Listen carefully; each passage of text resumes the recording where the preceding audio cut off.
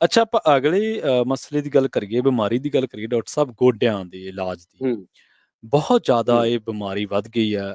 ਹਾਂ, ਅੱਜ-ਕੱਲ੍ਹ ਆਪਾਂ ਦੇਖਿਆ 35-40 ਸਾਲ ਦੀ ਉਮਰ ਦੇ ਵਿੱਚ ਹੀ ਗੋਡਿਆਂ ਦੇ ਪਟਾਕੇ ਪੈ ਰਹੇ ਨੇ ਲੋਕਾਂ ਦੇ, ਬਦਲਾਏ ਜਾ ਰਹੇ ਨੇ ਤਰ੍ਹਾਂ-ਤਰ੍ਹਾਂ ਦੇ। ਜਦੋਂ ਬੰਦਾ ਬਿਮਾਰ ਹੁੰਦਾ ਬਹੁਤ ਹੱਥ ਪੈਰ ਮਾਰਦਾ, ਉਹਨੂੰ ਮਾਰਨੇ ਵੀ ਪੈਂਦੇ ਆ ਤੇ ਬਿਲਕੁਲ। ਮਾਰਨੇ ਚਲੋ ਹੂੰ, ਚਾਹੀਦੇ ਵੀ, ਇਲਾਜ ਖਾਤਰ ਭੱਜਣਾ ਚਾਹੀਦਾ।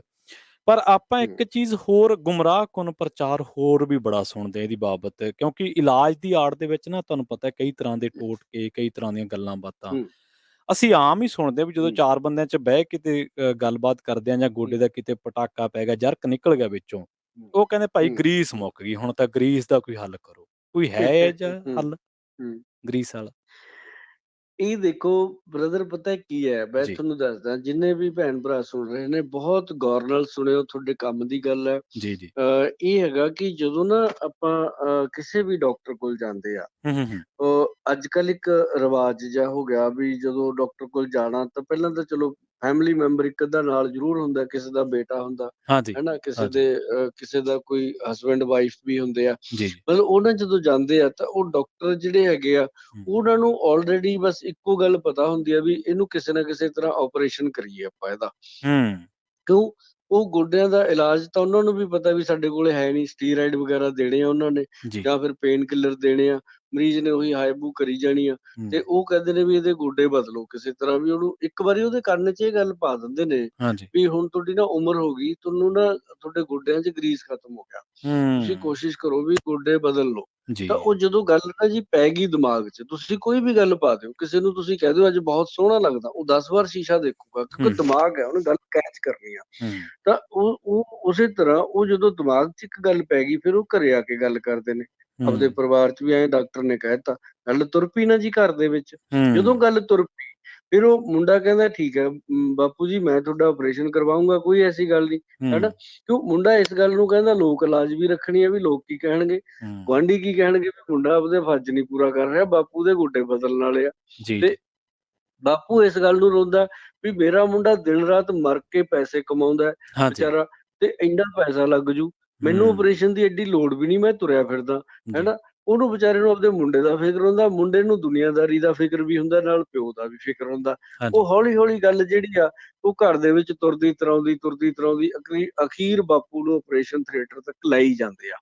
ਕਿਉਂ? ਹੂੰ, ਉਹ ਉਹ ਡਾਕਟਰ ਨੇ ਕੰਨ 'ਚ ਪਾਤੀ, ਡਾਕਟਰ ਸਾਹਿਬ ਨੂੰ ਪਤਾ ਲੱਗ ਜਾਂਦਾ ਵੀ ਹੁਣ ਇਹ 2-2.5 ਮਹੀਨੇ ਲਾ ਕੇ ਆ ਗਏ, ਹੁਣ ਹਾਂਜੀ। ਇਹਨਾਂ ਦਾ ਪੱਕਾ ਮਨ ਬਣ ਗਿਆ।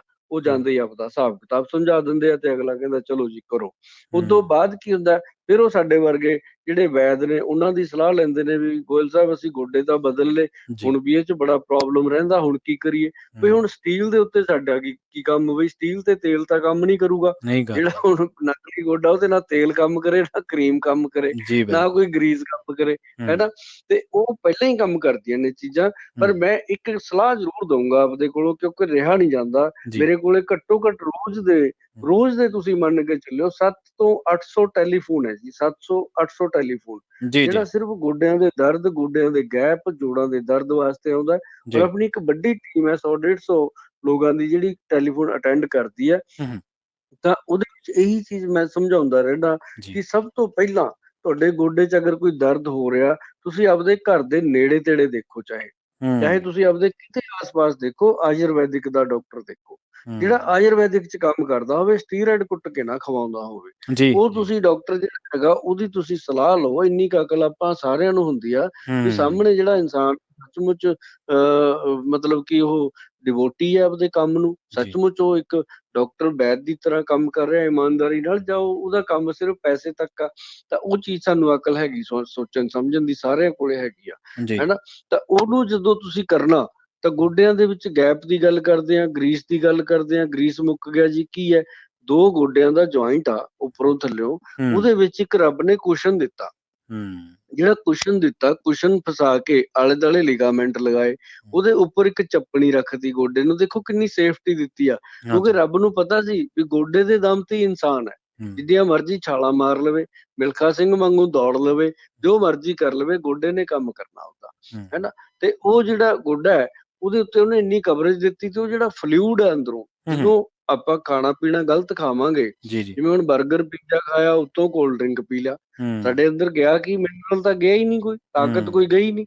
ਤਾਂ ਹੂੰ, ਉਹ ਫਿਰ ਸੁੱਕੂਗਾ ਹੀ ਨਾ ਜੀ, ਜੋ ਚੀਜ਼ ਚਾਹੀਦੀ ਹੈ। ਅਸੀਂ ਦੇਸੀ ਘਿਓ ਖਾਣਾ ਅਸੀਂ ਭੁੱਲ ਗਏ, ਜੀ, ਹੈ ਜੀ। ਤੇ ਅਸੀਂ ਮਤਲਬ ਇਹ ਚੀਜ਼ਾਂ ਛੱਡ ਕੇ, ਦੇਸੀ ਘਿਓ ਛੱਡ ਕੇ, ਉਹ ਪਤਾ ਨਹੀਂ ਕੀ ਲਾਉਣ ਲੱਗ ਗਏ ਉੱਪਰ, ਚੀਜ਼ ਬਟਰ ਇਹ ਉਹ ਚੀਜ਼ਾਂ ਹੂੰ, ਨਕਲੀ ਹੋ ਗਈਆਂ।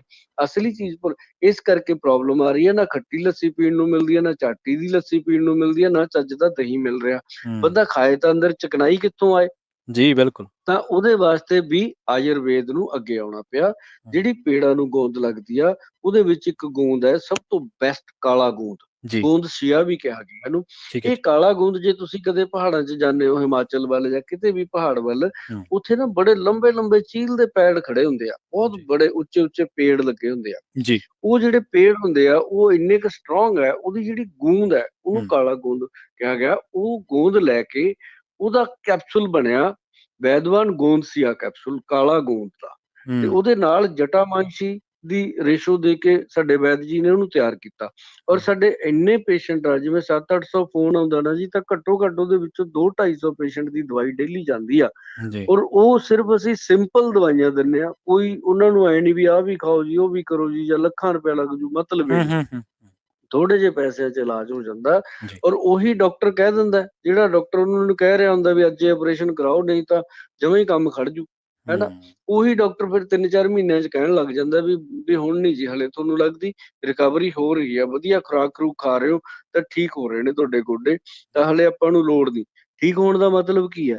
ਇੱਕ ਸਾਡਾ ਮਤਲਬ ਕਿ ਬਹੁਤ ਵਧੀਆ ਅਸੀਂ ਕਰੀਮ ਬਣਾਈ ਹੈ, ਜਿਹੜੀ ਗ੍ਰੰਥ ਦੇ ਮੁਤਾਬਕ ਬਣੀ ਹੈ, ਪਿਓਰ ਆਯੁਰਵੈਦਿਕ ਦੇ ਵਿੱਚ ਆ। ਉਹ ਕਰੀਮ ਬਸ ਲਾਉਣ ਦਾ ਤਰੀਕਾ, ਜਿੱਦਾਂ ਜੀ, ਮੇਰਾ ਫੋਨ ਤੇ ਤੁਹਾਡਾ ਟਾਈਮ ਮੈਨੂੰ ਦਿਓਗੇ ਤਾਂ ਮੈਂ ਜੀ, 1-1.5 ਮਿੰਟ ਦੇ ਵਿੱਚ ਉਹਨੂੰ ਸਮਝਾ ਸਕਦਾ। ਠੀਕ ਹੈ, ਜੇ ਤੁਸੀਂ ਨਹੀਂ ਟਾਈਮ ਦਿਓਗੇ ਤਾਂ ਮੈਂ ਦਰਸ਼ਕਾਂ ਨੂੰ ਅਪੀਲ ਕਰੂੰਗਾ, ਮੇਰੇ ਫੋਨ ਤੇ WhatsApp ਕਰਨ, ਮੈਂ ਉਹਦੇ ਤੇ ਉਹਨਾਂ ਨੂੰ ਸਮਝਾ ਸਕਦਾ। ਜੇ ਜੀ, ਮੈਨੂੰ ਤੁਸੀਂ ਦਿਓਗੇ ਟਾਈਮ ਤਾਂ ਮੈਂ ਜ਼ਰੂਰ ਇਸ ਪ੍ਰੋਗਰਾਮ 'ਚ ਵੀ ਇਹ ਐਕਸਪਲੇਨ ਕਰ ਸਕਦਾ ਵੀ ਉਹ ਕਰੀਮ ਨੂੰ ਕਿਵੇਂ ਲਾਈਏ ਤੇ ਕਿਵੇਂ ਆਪਾਂ ਬਚੀਏ। ਜੀ, ਜੀ, ਕਿਵੇਂ ਬਿਮਾਰੀਆਂ ਤੋਂ ਨਿਜਾਤ ਪਾਈਏ।